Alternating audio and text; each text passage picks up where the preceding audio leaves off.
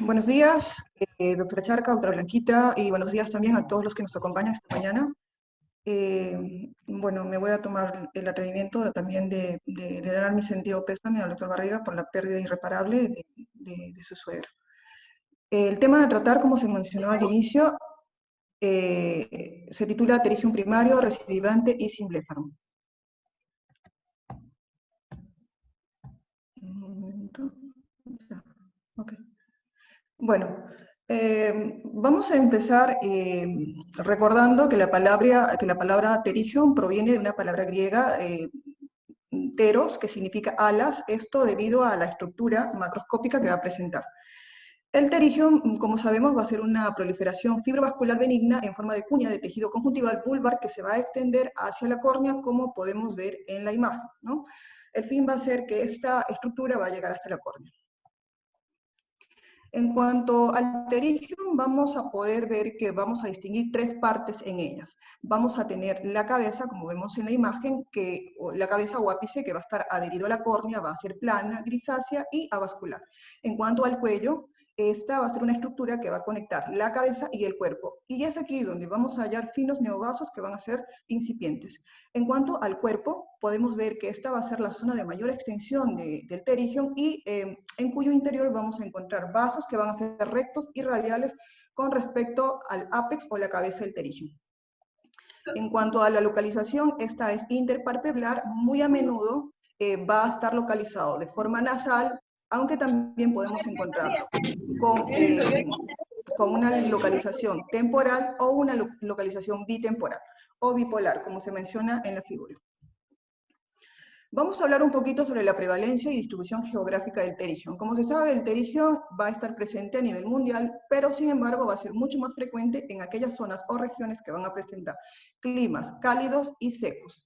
En cuanto a la tasa de prevalencia, va a oscilar esta entre el 7 y el 15%, y esta tasa generalmente va a ser mucho más alta en los países que van a localizarse van a estar mucho más cercanos al Ecuador, o en regiones tropicales que van a oscilar entre los 0, como vemos en la imagen, y 40 grados de latitud norte-sur.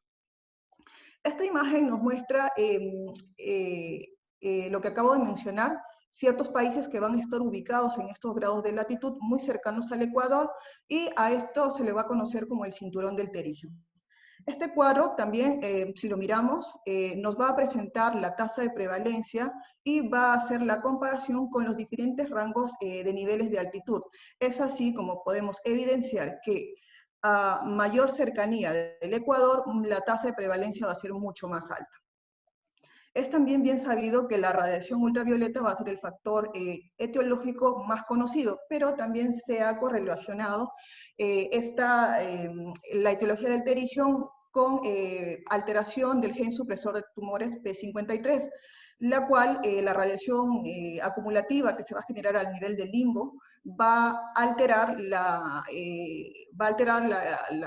función como factor de transcripción de este gen, inhibiendo lo que es esto, por consiguiente, la apoptosis programada, y de esta manera iniciando un proceso de proliferación celular descontrolada.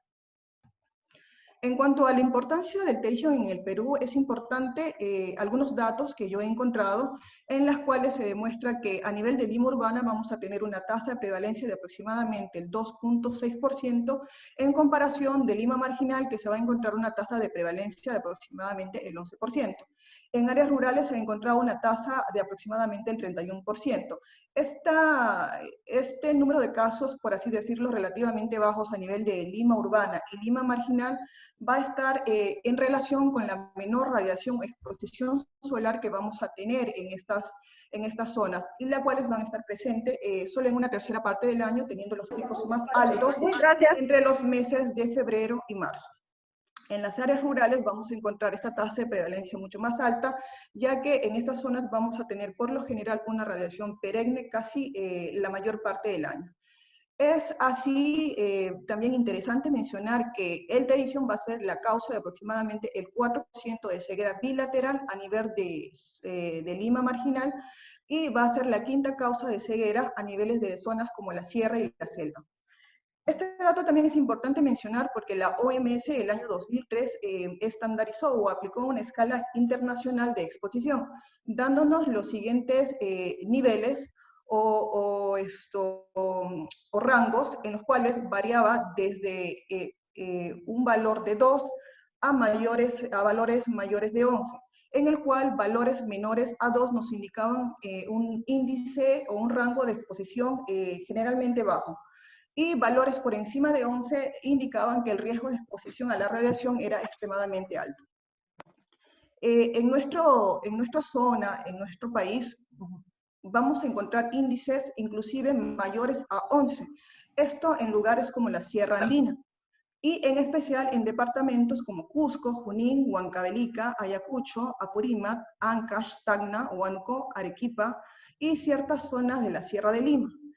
Estos altos índices de radiación van a deberse principalmente a dos factores. Uno, que va a ser la altitud de la sierra, y el otro factor que va a ser la cercanía que estas regiones o estas zonas van a tener con el Ecuador.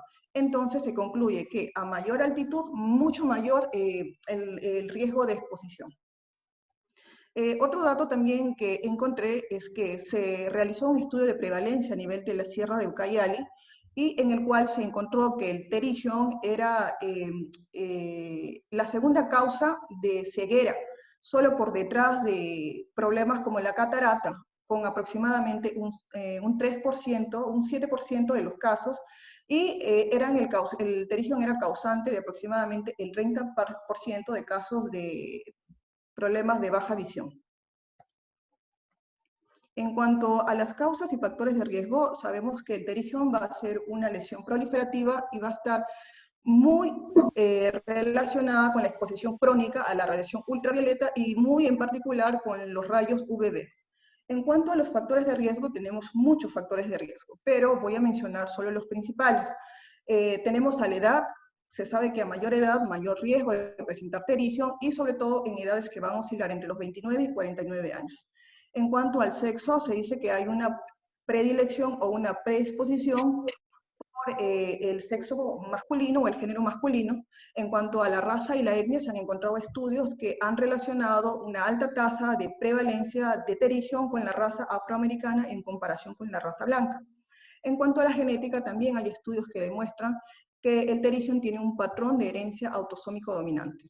Entre otros factores que también es importante mencionar, tenemos que los trabajos o las personas que realizan o que viven en áreas tropicales van a tener mucho mayor riesgo de poder hacer un terigium, al igual que aquellas personas que realizan trabajos al aire libre o que viven en zonas rurales, como lo hemos mencionado anteriormente. También es importante mencionar que no solo tienen el riesgo de hacer un terigium aquellas personas que viven en climas cálidos o secos, también aquellas personas que viven en áreas de nieve o de nieva también van a tener un alto riesgo de producir un terigium, ya que la nieve es reflectante.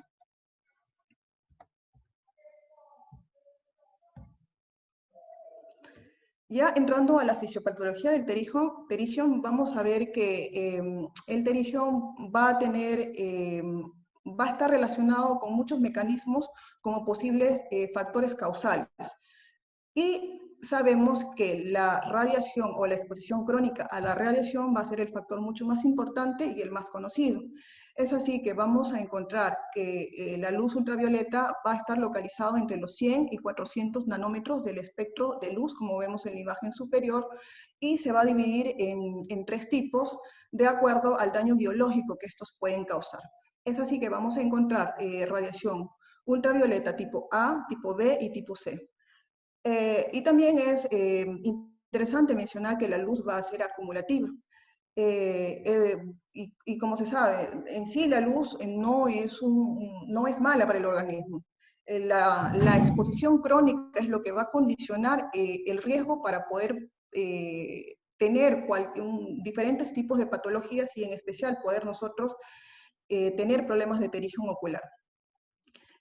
Todo empieza con que la luz que proviene del infinito va a incidir sobre la conjuntiva vulvar, como podemos ver en la imagen. Está a nivel temporal y por medio de un proceso de reflexión interna va a llegar hasta la región nasal. Aquí en esta zona la luz va a tener un efecto potenciador superior a nivel de la salida en esta zona nasal. Esta acumulación en esta zona va a estar desprovista de la protección que normalmente las células epiteliales superficiales le van a dar a las células a nivel de esta zona. Pero debido a este proceso de reflexión, la luz va a incidir directamente, ¿no? Sin que estas células tengan la protección debida. Esta acumulación o esta retención de luz que se va a dar a nivel de esta zona, se dice que va a estar mediado por dos mecanismos principales. Uno, que va a ser la curvatura corneal, y el segundo, la amplitud de la cámara anterior. Esta luz que ha comenzado a estar o que ha comenzado a acumularse a nivel de esta zona va a generar en esta zona procesos oxidativos e inflamatorios crónicos, que a la vez nos van a llevar a la generación de muchos mecanismos, ¿no? Como la activación de metaloproteinasas, la inhibición de los factores que van a activar estas metaloproteinasas, también va a generar generación de fibrosis, aumento de los procesos de angiogénesis, aumento de la proliferación celular y dándonos como resultado la aparición del terigio. Este cuadro nos simplifica o nos resume todo lo que anteriormente he estado mencionando. Todos estos factores van a ser posibles mecanismos que van a iniciar la génesis del terigio. Entre ellas, como podemos ver en la figura, bueno, en la imagen superior, tenemos la predisposición, en este caso genética, tenemos la radiación ultravioleta. Se han encontrado también estudios que relacionan el virus del papiloma y el herpes virus con asociación de terigio. Y como hemos mencionado también anteriormente, tenemos la mutación del gen supresor de tumores P53. Esta predisposición genética y esta exposición crónica a la luz ultravioleta va a generar que haya una alteración a nivel de las células madre en el limbo, y va a generar también toda una serie de procesos en esta zona, como por ejemplo el aumento de citocinas, en especial de las interleucinas tipo 1, tipo 6, tipo 8, también va a haber un aumento en la síntesis de factores del crecimiento, como el VEGF, el factor de necrosis tumoral, entre otros, y que a la vez van a llevar al aumento del proceso inflamatorio e infiltración leucocitaria. Van a generar también proliferación a nivel, un aumento de la proliferación celular, y otros mecanismos como la disminución de la apoptosis, el aumento de la angiogénesis. Se dice que la mutación del gen supresor de tumores P53 va a ser una vía multipasos que va a llevar a la generación de células terigio. Se dice que estas células terigio van a ser células que van a estar ubicadas a nivel del epitelio corneal, que van a ser células muy parecidas a células tumorales. Esta vía, que va a ser multipasos, también va a generar, como hemos mencionado en un inicio, disminución o alteración de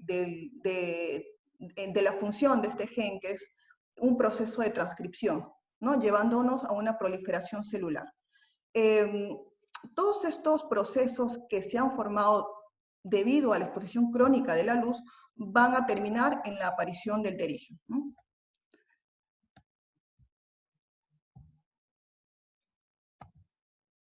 En cuanto a las consecuencias del terigio a nivel de la superficie ocular y la visión, vamos a tener que va a haber afectación a nivel de la película lagrimal, va a haber también alteración en la sensibilidad al contraste, y va a haber alteración a nivel del estado refractivo corneal. En cuanto a la alteración que puede originar en la película lagrimal, vamos a ver que va a haber alteraciones en los niveles de patrones de cristalización de la lágrima. También va a generar una disminución en el número de células caliciformes. En cuanto a la sensibilidad al contraste, vamos a ver que lesiones o terigios con un diámetro mayor a 7 milímetros van a producir una alteración en la sensibilidad. En cuanto al estado refractivo, vamos a ver que se van a producir cambios como resultado de la atracción que va a ejercer en este caso la cabeza del terigio a nivel de la córnea central, y va a implicar un aplanamiento en estas regiones. En cuanto a la clasificación, la bibliografía nos va a mostrar muchos tipos de clasificación. Esta mañana yo voy a mencionar, me parece que las tres principales. La primera de ellas es según el nivel de invasión en la córnea. Vamos a tener un terigio en grado 1, un terigio en grado 2, un terigio en grado 3, un terigio en grado 4. El terigio en grado 1 va a ser aquella lesión o aquel terigio que va a invadir solamente hasta el limbo esclerocorneal. El terigio en grado 2, como vemos en la siguiente imagen, va a ser una lesión que va a invadir o va a llegar hasta el limbo y la pupila, ¿no? Entonces, esta va a ser la localización. El terigium grado 3 va a ser una lesión que va a invadir hasta más o menos el borde de la pupila. Y un terigium grado 4 va a sobrepasar el borde de la pupila, ¿no? Con afectación del eje visual. En cuanto a la clasificación, según su morfología externa, vamos a tener un terigium atrófico, un terigium intermedio y un terigium carnoso. El terigium atrófico va a ser aquel en el cual los vasos epiesclerares van a poder ser visualizados por encima del terigium, ¿cierto? El terigium carnoso, aquí, como su nombre lo dice, va a ser un terigium grueso, redundante, y en este tipo de terigium, los vasos que están localizados a nivel de la epiesclera no van a poder ser visualizados. Y el terigium intermedio, como lo dice su nombre, va a ser la combinación, o vamos a encontrar en ellas zonas de terigium atrófico y terigium carnoso. En cuanto a la clasificación histológica, vamos a tener la presencia de un terigium tipo angiomatoso, un terigium fibroso y un terigium mixto. El terigium angiomatoso, aquí vamos a encontrar, o va a ser característico que en el estroma va a contener numerosos canales vasculares, estos asociados a un edema que se va a localizar a nivel de los espacios intervasculares. En cuanto al terigium fibroso, este va a ser un terigium en el cual, en el estroma, va a presentar signos de fibrosis de forma predominante, a diferencia del terigium angiomatoso, y va a presentar también pocos elementos vasculares. El terigium mixto también va a presentar características o patrones tanto encontrados en un terigium angiomatoso como en un terigium mixto. En cuanto al cuadro clínico, vamos a encontrar signos, síntomas y signos.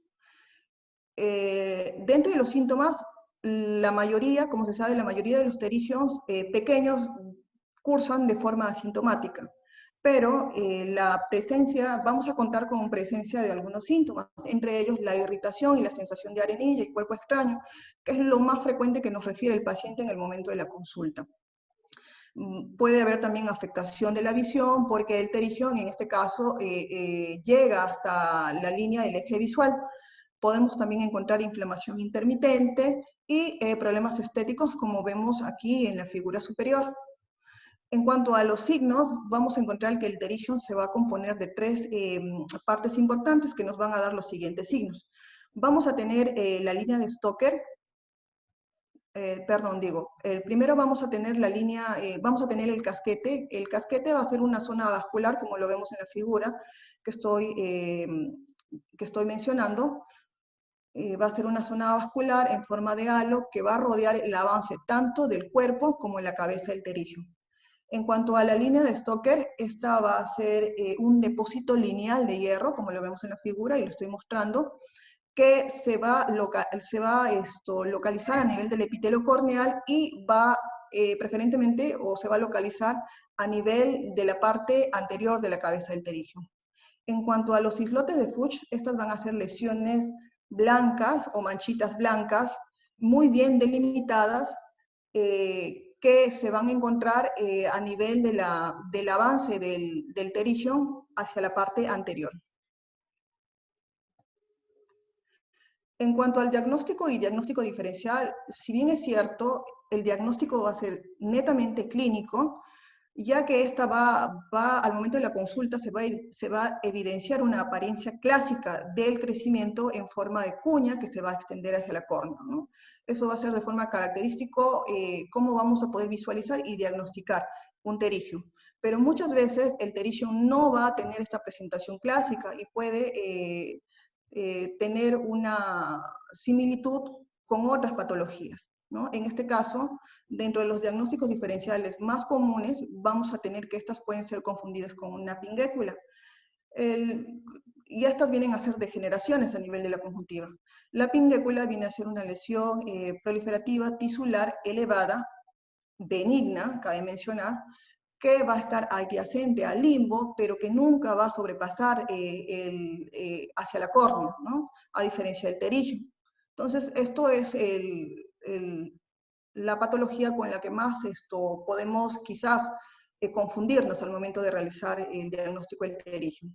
En cuanto a las inflamaciones, podemos encontrar a la escleritis y la episcleritis. La escleritis viene a ser una lesión inflamatoria crónica, dolorosa, y que generalmente tiene un potencial riesgo de daño a nivel de la parte ocular. Y cabe resaltar que también va a ser una inflamación a nivel de la esclera, ¿no? A diferencia de episcleritis, que va a ser una inflamación casi siempre benigna, en la cual el riesgo, no hay riesgo ocular, y que a diferencia en este caso, de la escleritis, incluso el terigium, van a haber zonas de eritema o de inflamación localizadas de forma nodular o difusa. En cuanto a los tumores, este diagnóstico diferencial también es muy importante, porque asemejan también de forma casi indiferenciada a un terigium.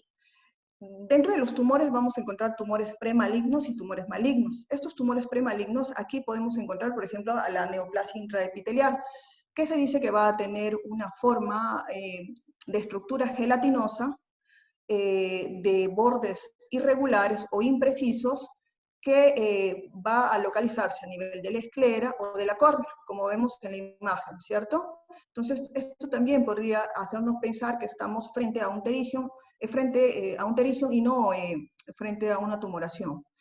También vamos a encontrar tumores de tipo maligno, como el carcinoma conjuntival, que al igual que la neoplasia intraepitelial también va a tener una estructura, una forma gelatinosa, pero va a tener, a diferencia de la neoplasia intraepitelial, una coloración roja grisácea, que también esto va a tener bordes mal definidos.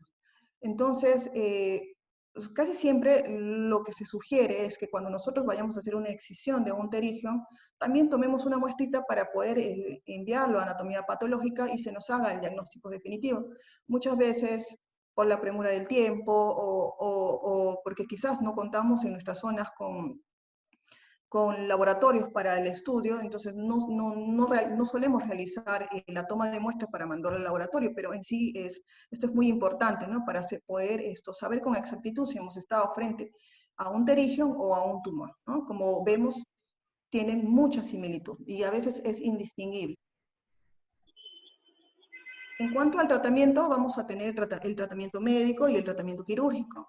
El tratamiento médico va a estar indicado en aquellos terigiums que van a tener, que van a ser pequeños o un diámetro pequeño, y en aquellos terigiums que no van a tener afectación de la agudeza visual, ni va a haber afectación o alteración de los movimientos oculares. Dentro del tratamiento médico podemos encontrar aquí a los lubricantes tópicos, podemos hacer el uso de la hipromelosa, que en este caso va a ayudar a lubricar y a disminuir los problemas de superficie ocular, ¿no? La dosis se recomienda que sea de acuerdo a la sintomatología del paciente. También podemos hacer mano de los descongestionantes tópicos, en este caso la nafasolina, el cual nos va a poder ayudar a hacer la disminución o disminuir los problemas de irritación que presenta el paciente. También podemos utilizar AINES tópicos y glucocorticoides tópicos como la prednisolona, todos estos para ayudar a disminuir el proceso inflamatorio, ya que, como hemos visto en la fisiopatología, esta es una de las principales pilares que va a generar la génesis del terigium. Es importante también mencionar al momento de nosotros dar tratamiento médico al paciente que el tratamiento médico no va a disminuir el tamaño de la lesión, ni va a tener afectación a largo plazo en cuanto a la disminución de la progresión del terigium, ¿no? Entonces, esto simplemente es para disminuir las molestias del momento que presenta nuestro paciente. En cuanto al tratamiento quirúrgico, vamos a tener indicaciones para nosotros poder hacer la resección del terigium. En este caso, voy a pasar a mencionar las diferentes indicaciones para nosotros hacer la resección. Si el terigium presenta un aspecto típico sugestivo de displasia, entonces nosotros habría que sugerir el tratamiento quirúrgico. También tenemos a la restricción del movimiento extraocular, la pérdida de la visión, sobre todo si el terigium ya ha llegado a nivel del eje visual, y si hay una pérdida de agudeza visual, esto secundaria a un astigmatismo por retracción de la cabeza del terigium a nivel de la córnea central.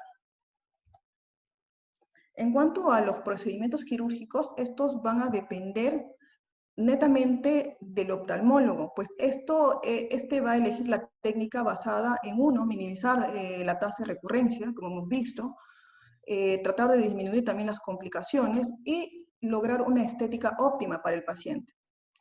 Dentro de las técnicas que podemos encontrar, vamos a encontrar a la técnica de la esclerótica desnuda o esclera libre, ¿no? Más cierre simple. Se dice que esta técnica en esta técnica lo que hacemos es dejar la esclerótica desnuda y esperamos que ésta se reepitelice de forma,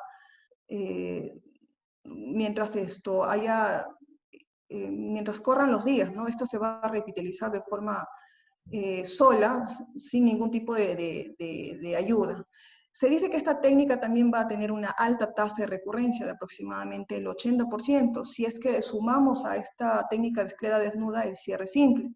Pero si simplemente hacemos una técnica de esclera desnuda, las tasas de recurrencia pueden ser mucho más altas. En cuanto al injerto conjuntival, vamos a tener el autoinjerto conjuntival, vamos a tener el autoinjerto limbal y vamos a tener también aquí el trasplante de membrana amniótica. En cuanto al autoinjerto conjuntival, esta va a tener una tasa de recurrencia, se dice que entre el 2 y el 20%. El autoinjerto limbal va a tener una tasa de recurrencia del 0 a 14%, mientras que el trasplante de membrana amniótica va a tener una tasa de recurrencia un poquito más alta, que va desde el 15 al 27%. Todas estas técnicas pueden a la vez combinarse como por ejemplo con radiación complementaria o agentes de quimioterapia, que tienen el fin de minimizar aún más la tasa de recurrencia. Mención aparte, vamos a hablar del sellador de fibrina, ya que este va a ser un adhesivo tisular que va a estar compuesta por dos sustancias. En este caso vamos a tener una solución de proteína de fibrinógeno y una solución de trombina. Estas al combinarse van a hacer que se forme un coágulo de fibrina y la utilización de este sellador va a atenuar el dolor postoperatorio, va a disminuir también la sensación de cuerpo extraño y va a reducir el tiempo de intervención, también va a reducir la hemorragia y va a hacer que el paciente tenga una recuperación mucho más rápida, ¿no? En comparación con la utilización de hilos tipo nylon.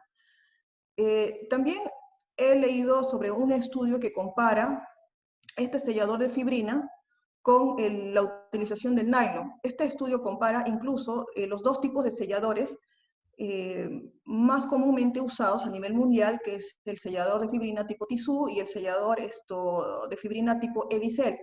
En este estudio se llegó a la conclusión de que este sellador de fibrina tenía una tasa de recurrencia mucho más baja en comparación con la utilización del nylon.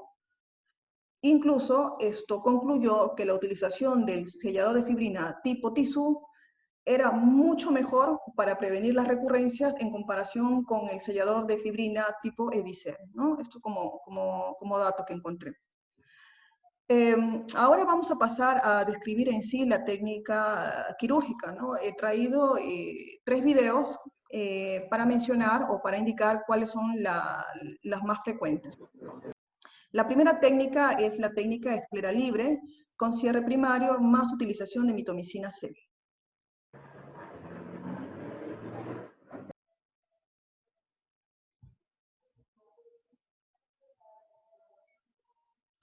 Bueno,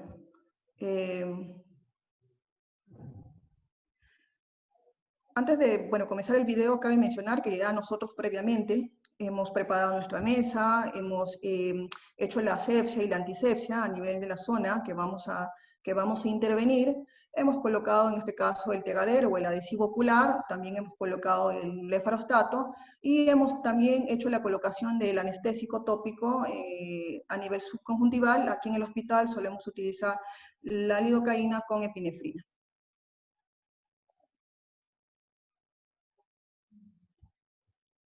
En este caso, el cirujano comienza la resección del pterigium por la cabeza, que se encuentra a nivel de la córnea. Comienza a realizar la queratectomía, ¿no? Trata de limpiar todos los restos de pterigium que hayan quedado a nivel de la córnea, ¿no? La córnea tiene que quedar libre de pterigium para poder evitar recidivas. El cirujano aquí en este caso lo que hace es ahora separar el teno de la conjuntiva vulvar. Tenemos que sacar todo el pterigium. hace el corte del tericio, en este caso utilizando la tijera Westcott, después comienza a irrigar, generalmente lo hacemos con cloruro de sodio mezclado con epinefrina, para generar un efecto de hemostasia. Comienza, en este caso, a cortar el rezago de la cabeza que había quedado a nivel de la conjuntiva vulvar, ¿no? Cuando se retrae, y comienza a fijar la conjuntiva, ¿no? Hace su punto en este caso con nylon, con un 10-0, casi siempre utilizamos ese hilo, y está suturando el borde de la conjuntiva, tratando de cubrir con la conjuntiva el espacio libre que ha quedado de la esclera, ¿no?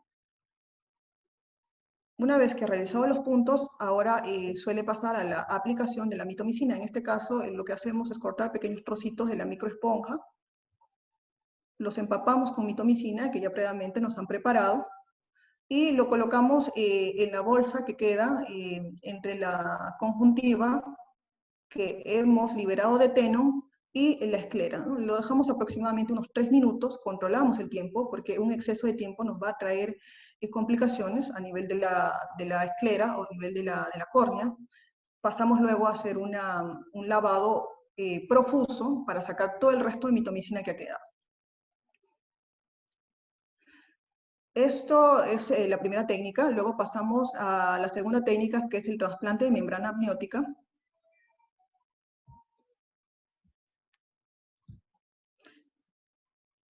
En este caso, el cirujano, como vemos, está haciendo un punto a nivel de la conjuntiva, esto para poder fijar el ojo de la forma que el cirujano quiere, ¿no? Porque sabemos que en el momento de la cirugía el paciente suele mover los ojos y a veces eso suele ser una dificultad para los residentes que recién estamos empezando a hacer nuestra curva de aprendizaje. En este caso, el cirujano, como vemos, está empezando a sacar el terigión a nivel del cuello, ¿ya? Luego esto comienza a sacar los restos de terigión que ha quedado a nivel de la córnea, retira la cabeza del terigión.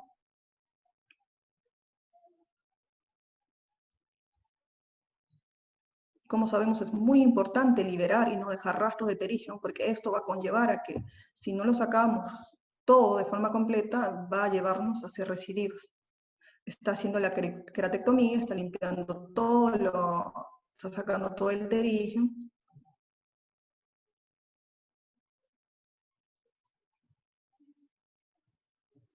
En este caso está aspirando el cirujano, ¿no? Los restos de líquidos de sangre que ha quedado.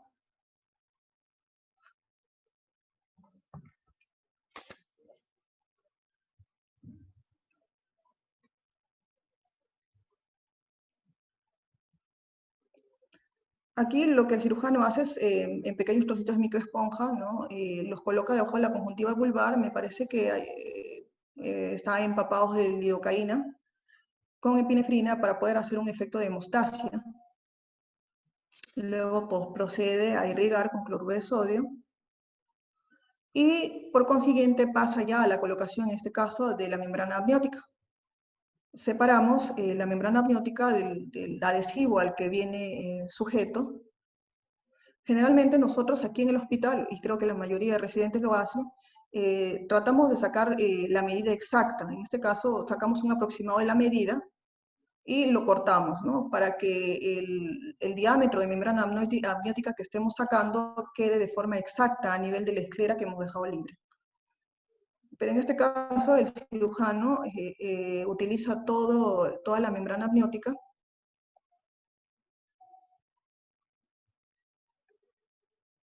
la acomoda, ¿no? Tratemos de que quede muy estético, y comienza a fijar la membrana amniótica con puntos epiesclerales.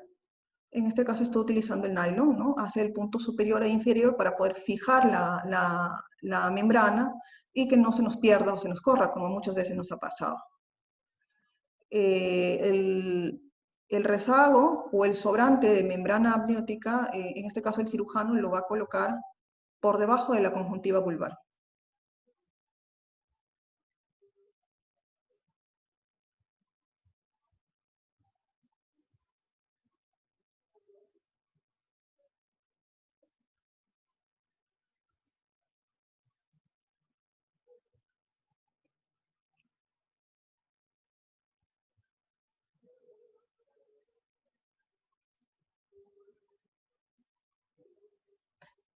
Y por último, el cirujano comienza a fijar la parte, por decir, posterior de la membrana amniótica con puntos entre la membrana amniótica y la conjuntiva, ¿no? Tratamos de hacer los puntos en todo el espacio que ha quedado. Y por último tenemos al autoinjerto conjuntival más sellador de fibrina, ¿no? Que como hemos mencionado anteriormente, esta técnica es la que más tasa de recidivas va a tener.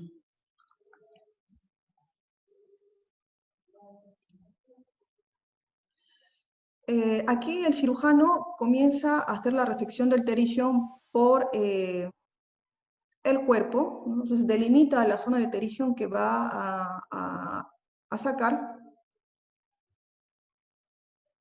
luego va hacia la zona del limbo y la córnea y retira el resto de terigion que ha quedado ahí.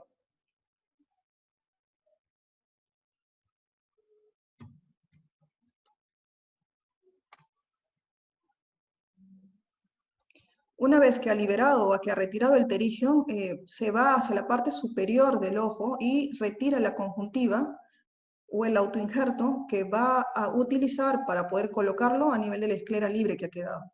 En este caso, utiliza la tijera, la Westcott, hace un pequeño corte a nivel de la parte más superior de la conjuntiva y desde ahí comienza a divulsionar, ¿no? Separando la conjuntiva vulvar del teno, porque si por ahí esto no lo hacemos de forma correcta, nos vamos a llevar teno y eso va a la larga a generar que vuelva a producirse ahí un terigio, ¿no? O que vuelva que recidive nuestro terigio. Entonces, se supone que previamente hemos hecho la medición de aproximadamente el diámetro que vamos a necesitar. Ya para los cirujanos más experimentados, se puede decir que simplemente lo hacen al ojo, pero nosotros que recién estamos empezando nuestra curva, lo medimos, ¿no? Con la tijera, con la Westcott, la abrimos y más o menos tratamos de localizar qué cantidad necesitamos y eso lo plasmamos a nivel de la conjuntiva que vamos a tratar de sacar.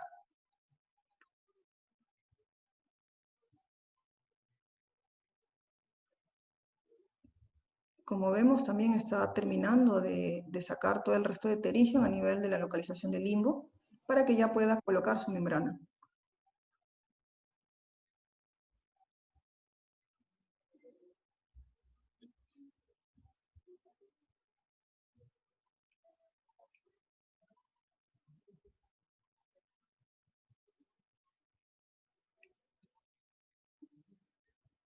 Hace un corte tratando de secar, de todas maneras, como hemos visto también hace ratos, como que raspó un poquito con el bisturí para poder sacar células localizadas a nivel del limbo y que éstas puedan ser trasladadas a la zona donde vamos a colocar. Cabe mencionar que también, así como hemos sacado nuestro injerto, autoinjerto, de esa misma manera lo vamos a colocar. Quiere decir que las células de limbo van a localizarse con las células de limbo de la zona receptora. En este caso, el cirujano no está utilizando nylon, no va a hacer suturas, está utilizando un sellador de fibrina y coloca el autoinjerto en la zona libre de esclera que quedó por la recepción del terigio.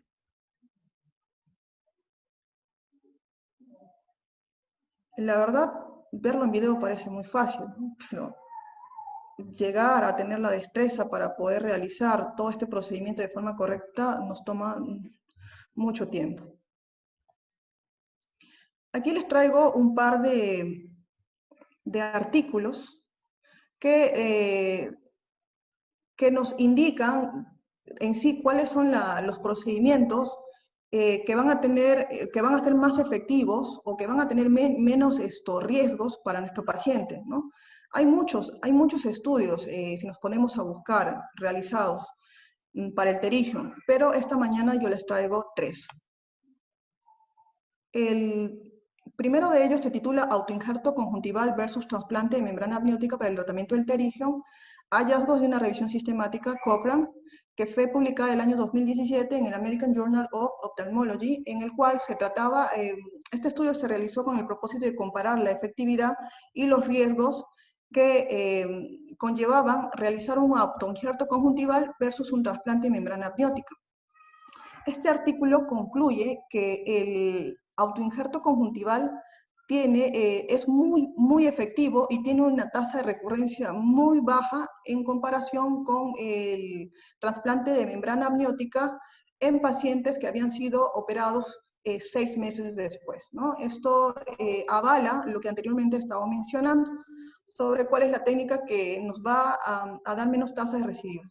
El siguiente artículo, que se titula Comparación del pegamento de fibrina frente a sutura para autoinjerto conjuntival en cirugía de Terigium, un metaanálisis, fue publicado el año 2011 en la Academia Americana de Oftalmología, y este artículo tuvo como propósito evaluar la efectividad y la eficacia clínica del sellador de fibrina en el autoinjerto conjuntival. Y este artículo también concluye que el pegamento de fibrina tiene una tasa que es efectivo y seguro en el autoinjerto conjuntival en comparación con la utilización del nylon. El tercer artículo, que se titula El efecto de una estrategia en el tratamiento del Terigium primario, este es un estudio clínico prospectivo que fue publicado este año, a inicios de enero de este año, en la revista estadounidense de oftalmología, en el cual también este estudio tuvo el propósito de evaluar la efectividad y la eficacia clínica de 3 técnicas quirúrgicas diferentes. Trató de comparar la eficacia del autoinjerto conjuntival, del trasplante de membrana amniótica con interferón alfa, y el autoinjerto conjuntival más trasplante de membrana amniótica más interferón alfa. Este artículo concluye que las 3 estrategias son muy eficaces, tienen riesgos de recidiva muy bajas, pero el autoinjerto conjuntival, en comparación con las otras 2 técnicas que he mencionado, que no requirieron de la utilización de autoinjerto, tenían menos molestias traumáticas en el paciente y procesos de recuperación mucho más rápidos.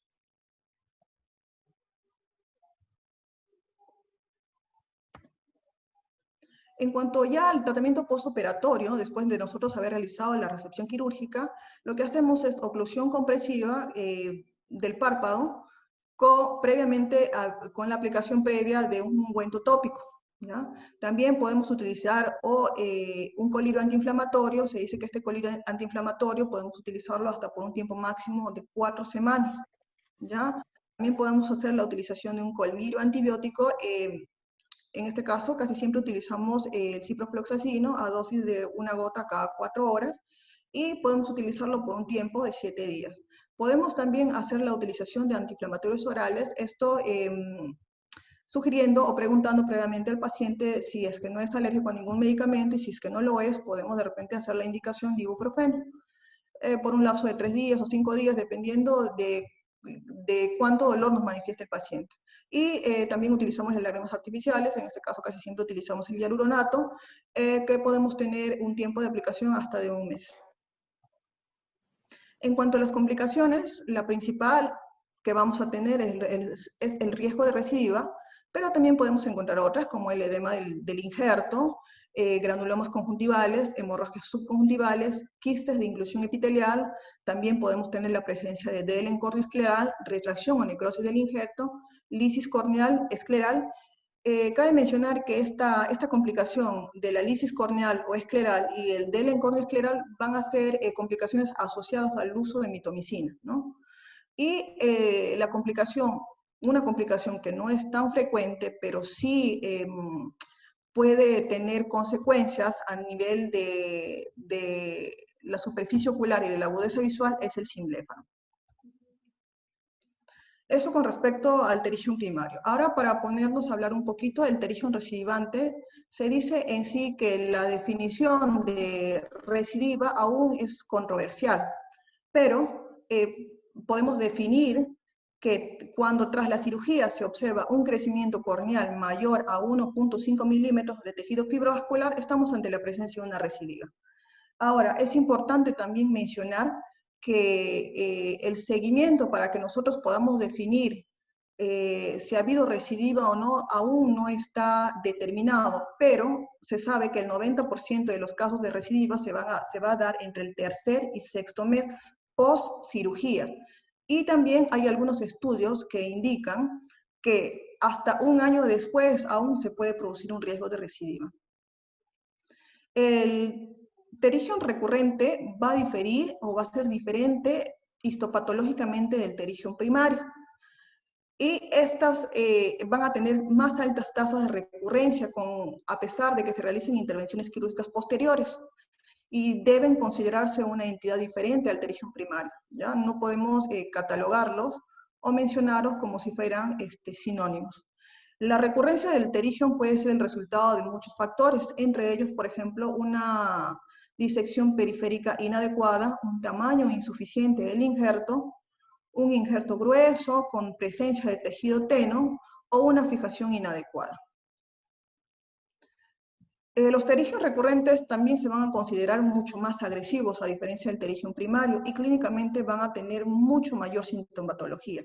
En cuanto a las características macroscópicas, tenemos que el pterigium primario va a presentar un tejido fibrovascular irregular, como vemos en la imagen, las cuales van a producir alteraciones a nivel de la distribución de la lágrima, la cual va a poder ser evidenciada cuando nosotros, al momento de la evaluación, coloquemos fluoresceína y lo evaluemos en la lámpara de hendidura. También va a presentar adherencias firmes entre las zonas de la lesión y los tejidos subyacentes, como muestra la figura y lo estoy mostrando. Y también va a haber presencia de mayor infiltración a nivel del estroma corneal.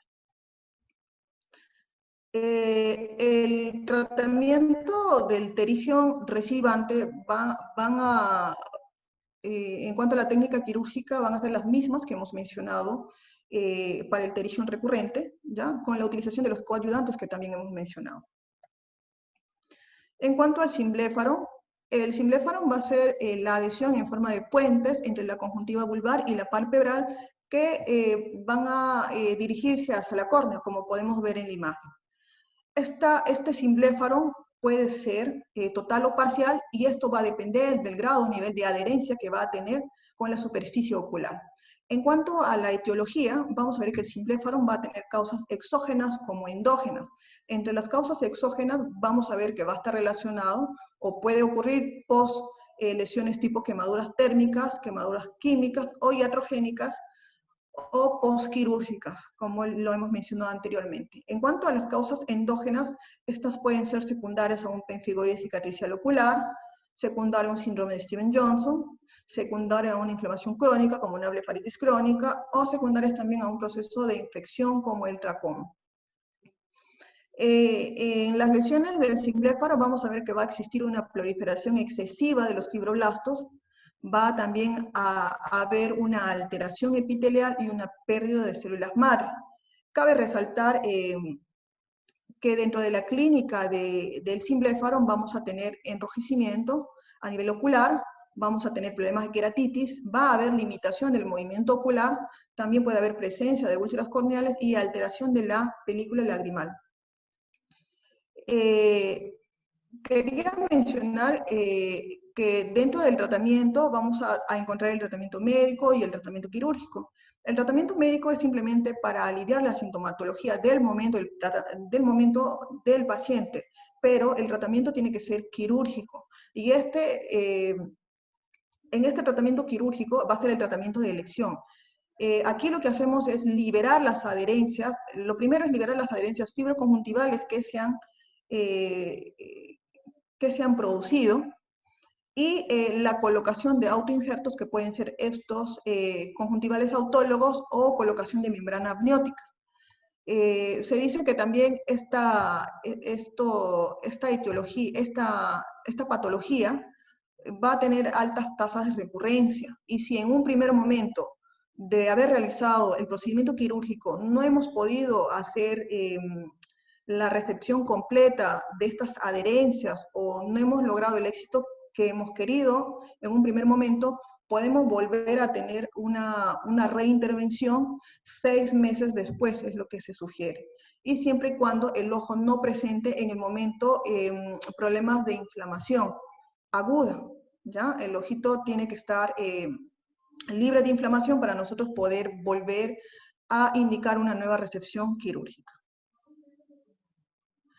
Bueno, eso sería todo lo que el día de hoy traje. Gracias.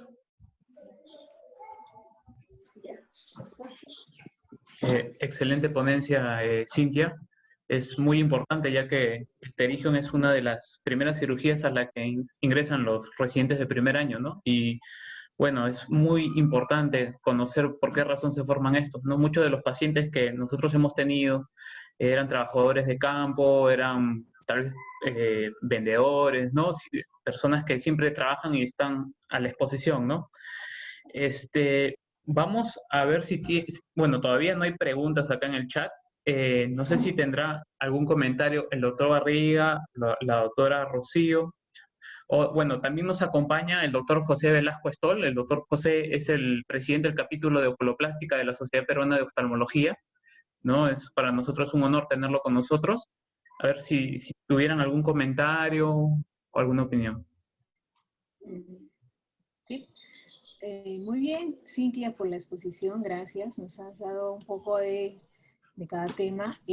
No queda mucho tiempo, ya estamos casi las 8 de la mañana, pero digamos que acá lo que tenemos que recalcar es que el pterigium, para empezar, es una patología muy frecuente, que el oftalmólogo tiene que manejarlo desde sus inicios, desde el primer año, desde que ingresa a la carrera, a la especialidad. Tiene que conocer y va a ser una de sus primeras cirugías que va a realizar. Ahora, siempre hay una curva de aprendizaje.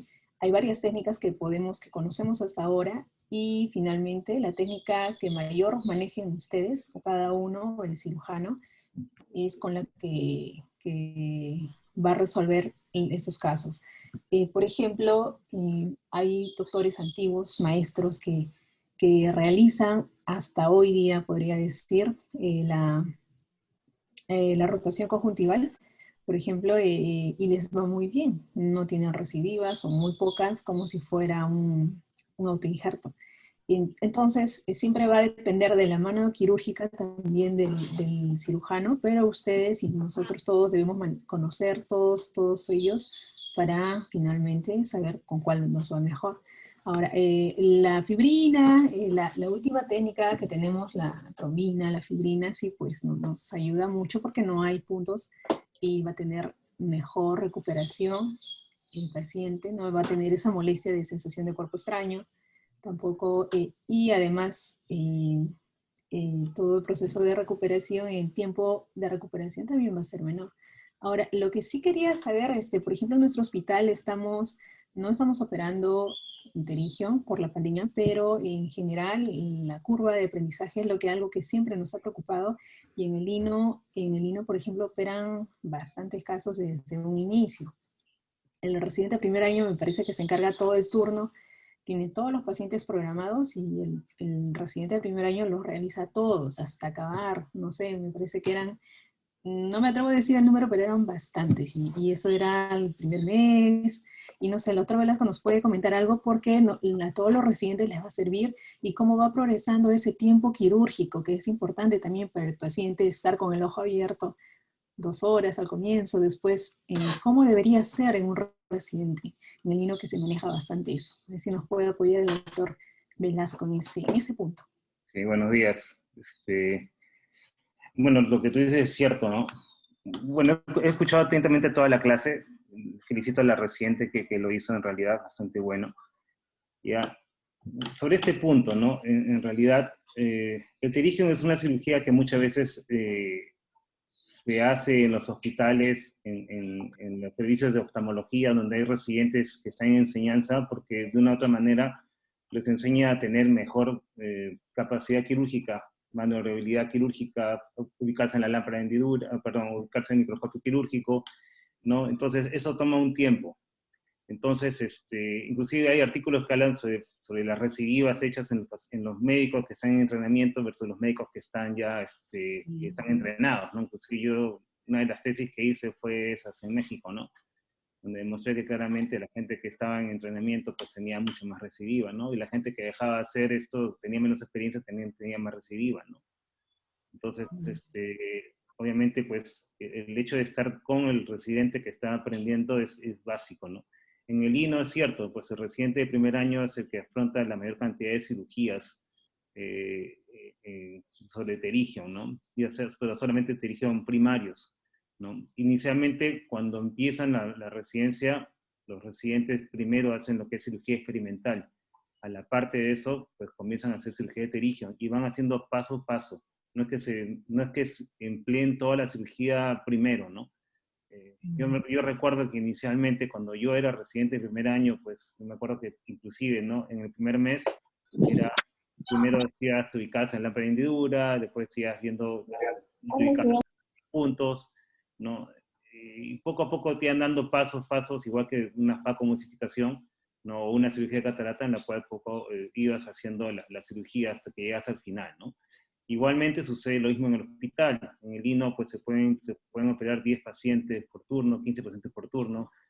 Residente de tercer año, de segundo y de primero, pues tienen la obligación, no que solamente el residente de primer año haga todas las cirugías. Aquí empieza el residente de primer año y siempre cuando empieza el residente de primer año está asesorado por su residente de segundo año. Antes quizá podíamos operar libremente, pero ahora en la coyuntura actual, donde la parte médico-legal es importante, pues un pterigium también te puede traer problemas.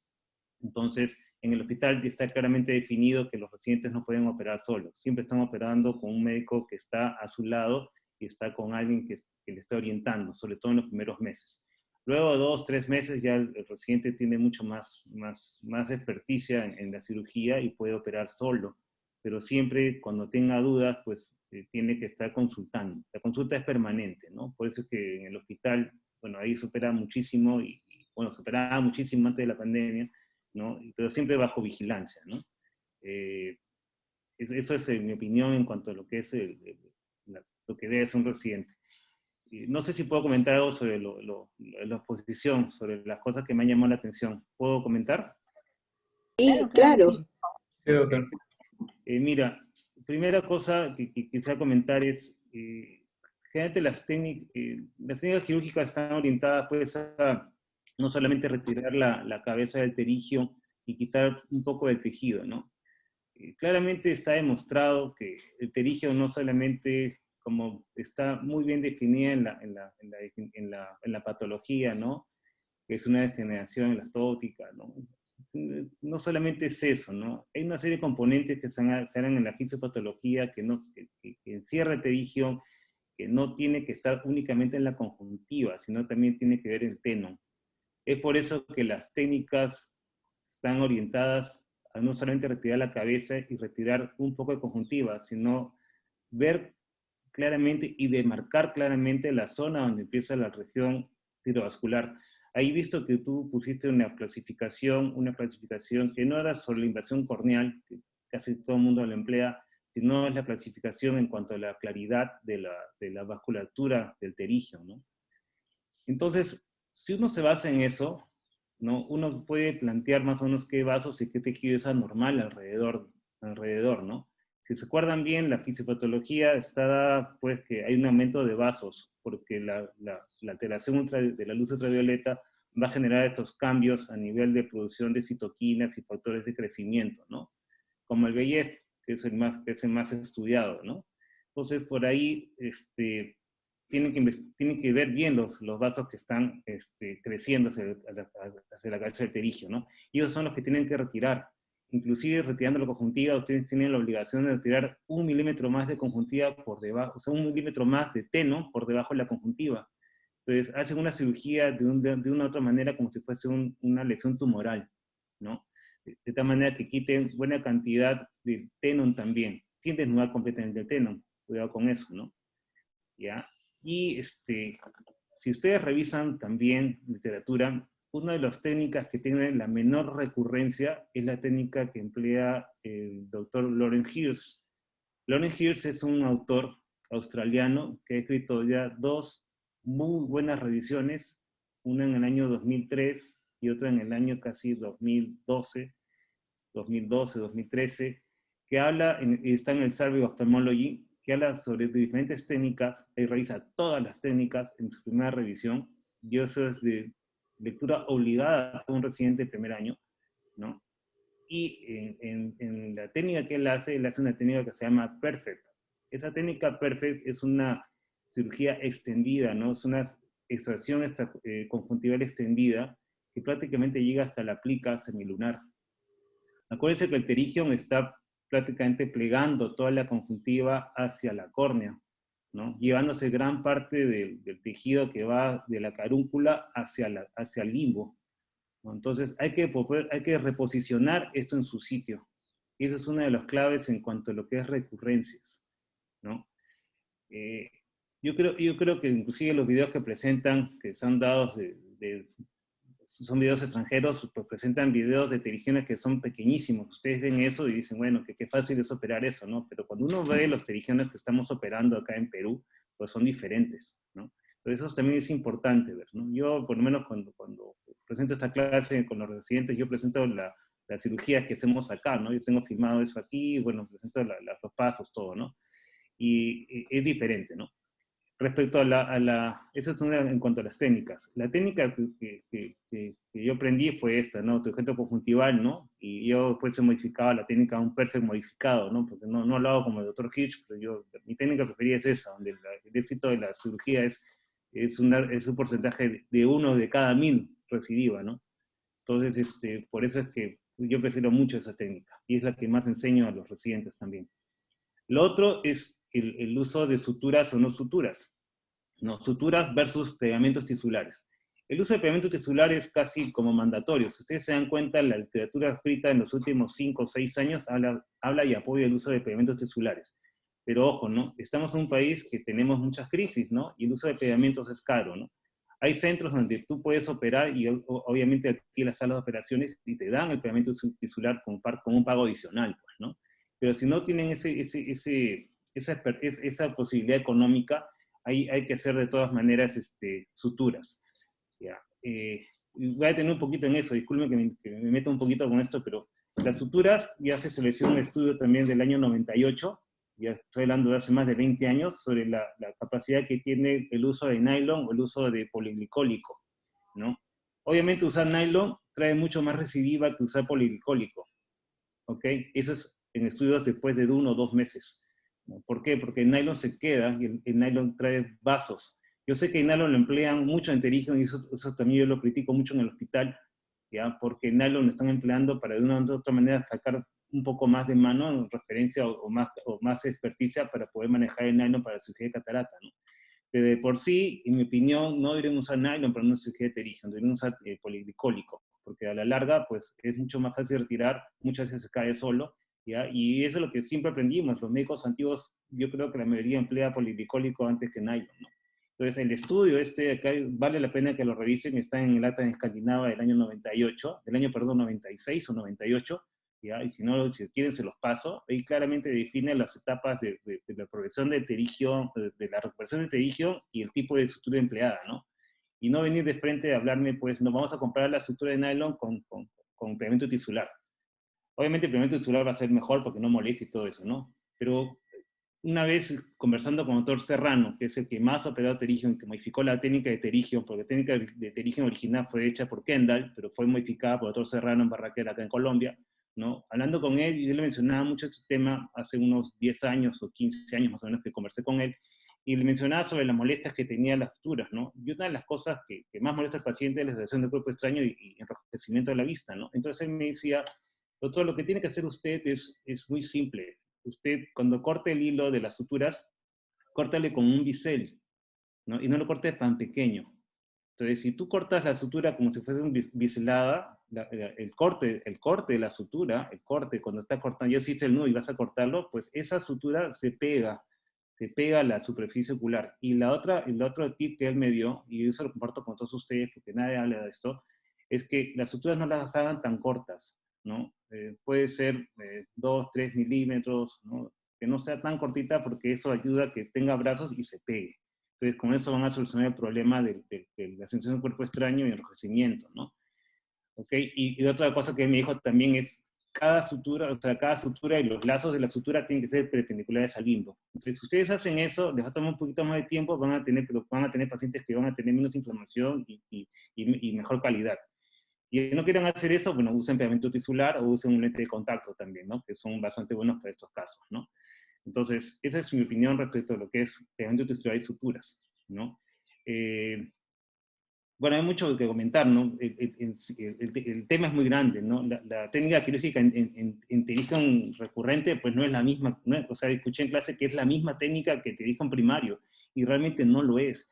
En el libro de oculoplástica y órbita, ¿no? Que es ahorita no me acuerdo del autor, pero hay un libro grande donde justamente hay un capítulo entero de lo que es cirugía de pterigium recurrente.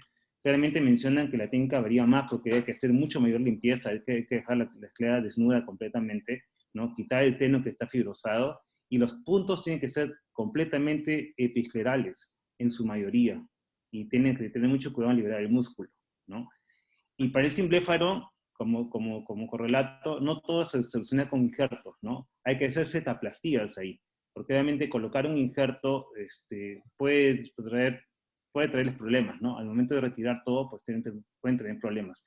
Entonces, una de las primeras cosas que se hace son setaplastias o setaplastías para poder corregir estas malas orientaciones de los simbléfaros. Y por último, que quería comentarlo, y esto es en mención a mi amigo Raúl Cordero y a la clínica angloamericana donde una vez trabajé, ¿no? A la cual quiero mucho. ¿Ya? Yo cuando terminé la residencia, pues veía que Raúl siempre estaba operando lo que era esclera libre, pero él hacía esclera libre y aparte de hacer la reposición de la conjuntiva y todo, pues siempre colocaba mitomicina en gotas, posterior a la cirugía, no en la cirugía, porque obviamente en la cirugía de pterigium, pues el uso de mitomicina en el lecho pues puede traerle problemas de adelgazamiento escleral y problemas a la larga, ¿no? Inclusive puede entrar, al momento que ustedes están haciendo el retiro a nivel del limbo, pues pueden generar pequeñas filtraciones de la mitomicina hacia dentro del ojo y pueden tener problemas por eso también, o sea, hay que tener cuidado, ¿no? Entonces, él usaba mucho la mitomicina en gotas, como si lo empleáramos en pacientes que tienen una neoplasia intraescamosa inicial, ¿no? O sea, los famosos NICs. Entonces, él lo empleaba en cursos de 2 veces al día por 10 días, ¿no? Podía repetir el curso 2 o 3 días, ¿no? Yo eso lo he hecho también a algunos pacientes en el hospital, en el INO, y yo he ido bastante bien, ¿no? Pero no es mi técnica preferida. Yo prefiero hacer un tipo de técnica tipo perfect, ¿no? Entonces, de pterigium podemos hablar muchísimo, podemos hablar horas y horas, y yo sé que es tarde en la mañana y le estoy ya quitando mucho tiempo. Así que no sé, esa es mi contribución. Muchas gracias. Doctor, sí, Muchas gracias, doctora doctor. Rosito, doctor, una pequeña acotación. Bueno, primero agradecer bastante a la doctorita Cintia, excelente su presentación, al doctor Pepito Velasco también, muchísimas gracias por las perlas también, Sí, doctorita Rocío. Al doctor Pepito Velasco lo quiero muchísimo porque él ha sido un brillante estudiante junto con el doctor Orrego, el doctor Ruiz Orrego, Coquito. Ellos lindos fueron nuestros alumnos de pregrado, luego externos, internos, y ellos estaban por decidir, uno por otorrino y el otro por neurólogo, en el caso del doctor Pepito Velasco, y qué gran alegría que siguieron la oftalmología, ¿no? Eso es en primer lugar, y que estar en mi corazón. En segundo lugar, para decir solamente pequeñas cositas nomás, de que siempre hay que considerar a la cirugía de pterigium, como decía el doctor Daniel Aro, nuestro profesor, y nuestro maestro ahí en Loaiza, es la pequeña gran cirugía, recordarlo siempre, porque a veces, como bien decía también el doctor Pepito Velasco, si no se tiene el cuidado adecuado, incluso el previo estudio de preoperatorio, puede haber muchas complicaciones, ¿no? Incluso hasta la pérdida del ojo, ¿no? Entonces una endoftalmitis y todo, hay que tener mucho cuidado. Igual, meticulosos, todo, recordamos que por ahí están los musculitos, que por ahí está el recto medio y todo, porque a veces son muy generosos sacando el tenón y de repente por ahí desinsertan el músculo, ¿no? Entonces pierden al músculo, hay que tener cuidado, y sobre todo en las cirugías, ¿no? En las cirugías de pterigium recidivante o secundario. En la época que nosotros éramos residentes, solamente para decirles, teníamos operaciones de 10 a 15 pterigiones, ¿no? Por mañana, pero siempre estábamos acompañados por el médico asistente, ¿no? Ese era el sistema. Y es así, paso a paso, ¿no? O sea, vamos aprendiendo, vamos sabiendo primero la parte teórica y pasito a pasito uno iba aprendiendo. Yo pienso que que post pandemia tenemos que volver a ese sistema, ¿no? Y la otra cosa importante es de que en algunas clasificaciones, o sea, cuando uno, por ejemplo, ve un pacientito que es un pacientito con sobrepeso, un pacientito que es pletórico, tipo pícnico, ya prácticamente tener mucho cuidado porque son los que tienen más tendencia también a recidivas y tener más cuidado. Y en aquella época, cuando yo era residente, se planteaba, o sea, el doctor Aro estaba haciendo estudios para diferenciar, porque había mucha controversia entre lo que era pterigium recidivante y pterigium secundario. Entonces, había estudios que decían que histopatológicamente el pterigium secundario del pterigium recidivante también variaba, porque el recidivante era más fibroso todavía. Entonces, ¿qué sucedía? Que decían que para decir que es un pterigium secundario, a la semana de la cirugía comenzaba a proliferar.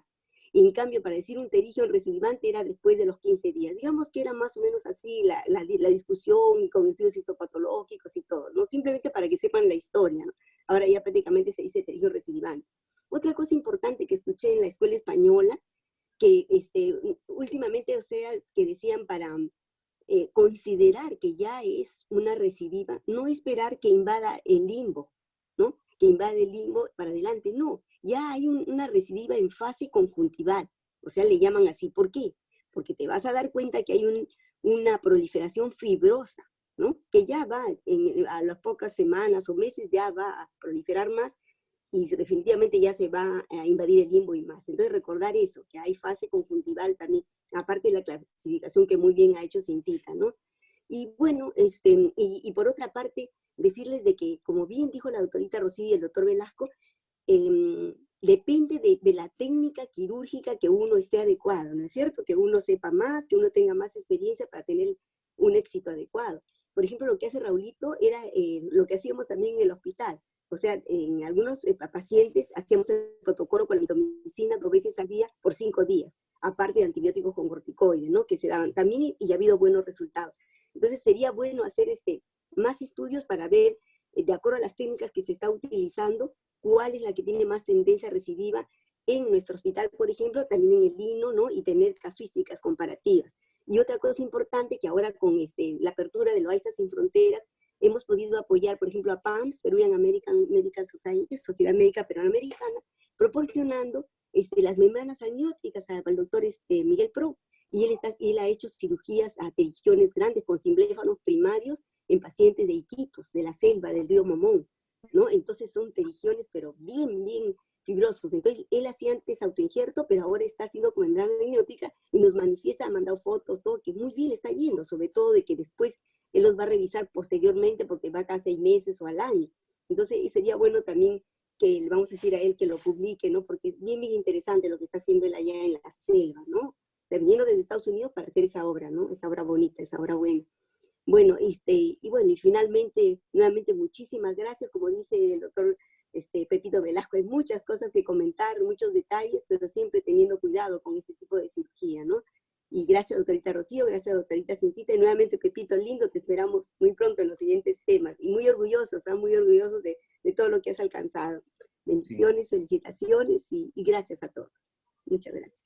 Sí, muchas gracias, doctora, de verdad. Yo a Loaiza lo conozco mucho desde el año 91, que roté con ustedes cuando era estudiante de 5º año de medicina. Me acuerdo mucho del doctor Carbone, que me enseñó a hacer refracciones, doctor Aro, que yo soy oftalmólogo por culpa del doctor Aro. Él sabe